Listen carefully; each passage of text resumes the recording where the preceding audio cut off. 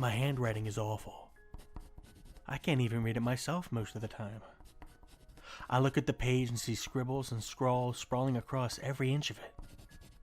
That used to be coherent. That came from my head. But now, seeing it in front of me, I can't even decipher it. I see the lines meet at vertices and join to form words. I see the words work together to form a sentence. I see the sentences produce line after line after line, but still, none of it makes sense. But is that because of my handwriting? Or is it because of something else? I wonder. Recently, my heart has changed hands. What used to be mine now belongs to someone else. I wish I could express how much they mean to me. I should write them a note. My handwriting is awful. I should sing them a song. I don't quite have the notes. I should tell them flat out. I'm terrified of rejection. All these ideas come packaged with reasons why I shouldn't attempt them. Every pro has a con on the flip side. Every time I think I've gathered the courage, crash. Another wave of fear sends me toppling from my already precarious perch. But sometimes, I think that maybe I've been clear enough. I think that maybe the person the message is intended for can decipher it. Maybe, no matter how bad the handwriting is, the emotion within is legible. My handwriting is awful. My feelings are not. My feelings are clear. My feelings are strong. My feelings are real. My handwriting is awful. But your heart can read every line.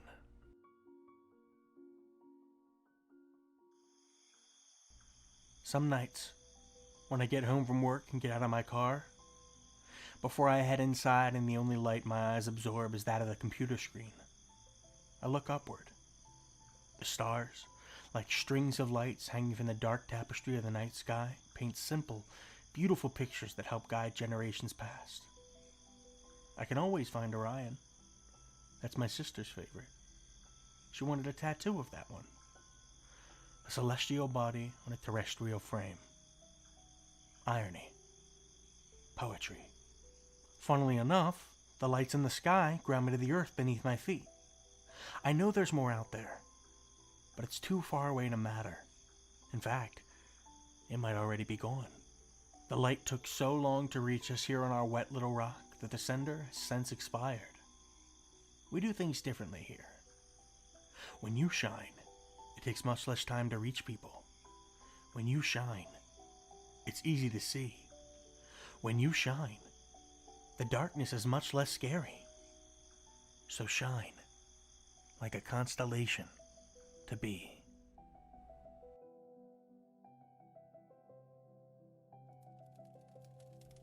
I once spoke to a woman that I very much admired. She told me, I don't trust easily. I asked her why. Been burned too many times, she replied. Burned. That got me thinking. A burn is a scar. It lingers long after the pain has vanished. It's a blemish, a blight, a constant reminder. It may not always be visible. Time heals, and the wound seals itself. But what happened didn't vanish. Beneath the new skin, the memory is still embedded. A burn doesn't heal. A burn just gets repatched. What you lost is still gone. In this case, trust. And once that trust is blackened and charred, you cannot recover it how it was. Trust must be rebuilt from scratch, and that takes time, effort, and patience. 3 commodities in extremely short supply. So in the future, I have one simple request. Watch what you do with your flame. You might just burn someone too. She screamed, but the world was deaf to the sound.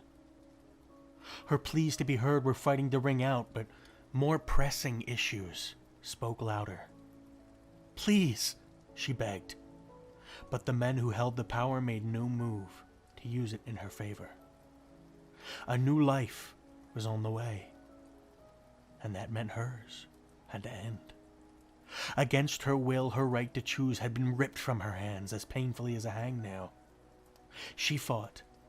They fought. We all fought. We strung logical arguments into cohesive points. We loaded moral pleas into educated counter-arguments. But what good is throwing pebbles and stones at a cyclops with tunnel vision? Outdated ideals inform modern-day practices when the opposite should be true. Why are the people making the choices the ones who won't be around to deal with the fallout? Age does not equal knowledge. Seniority does not equal experience. Time spent should not equal power gained. The fact that you have a voice does not give you the right to speak for others. The power you pray to is not the answer to every question. The people you represent should make your choices, not the owner of the pen that signed the check. Go ahead.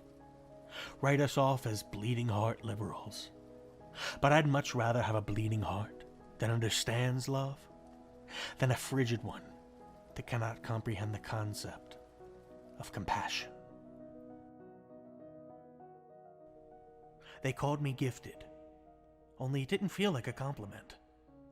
They called me talented, but I wasn't sure that was true.